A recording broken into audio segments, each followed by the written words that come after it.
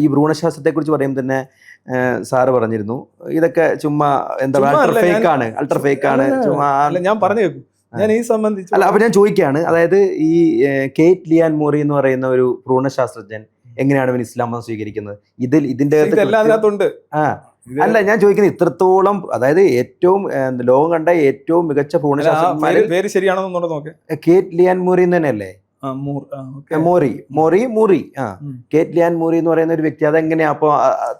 കാരണം ഒരു കാര്യത്തെക്കുറിച്ച്, അതായത് ഈ നമ്മൾ പറഞ്ഞു കേട്ടിട്ടുണ്ട്, ഈ എന്താ പറയാ, സുലൈമാന് കുടിച്ചവർക്കേ അതിന്റെ ടേസ്റ്റ് അറിയത്തുള്ളൂ നമ്മൾ പറയും. എന്തും രുചിച്ചവർക്കേ അതിന്റെ കാര്യങ്ങളെക്കുറിച്ച് അറിയത്തുള്ളൂ. അപ്പൊ അതിനെക്കുറിച്ച് അത്രത്തോളം അഗാധമായി പാണ്ഡിത്യമുള്ള ഒരു വ്യക്തി അതിനെക്കുറിച്ച് പഠിച്ചിട്ട് ഇത് കൃത്യമാണ് എന്ന് പറഞ്ഞ് ഇസ്ലാമിൽ ഇത് പറയുന്നത് അത്ഭുതപ്പെടുത്തുന്നു എന്ന് പറഞ്ഞാണ് പുള്ളി ഇസ്ലാം മതം സ്വീകരിക്കുന്നത്. അപ്പം അതിൻ്റെ അകത്ത് പുള്ളിയാണോ മണ്ടൻ അതോ ഈ പറയുന്ന നമ്മളാണോ മണ്ടൻ എന്നൊരു ചോദ്യമുണ്ട്.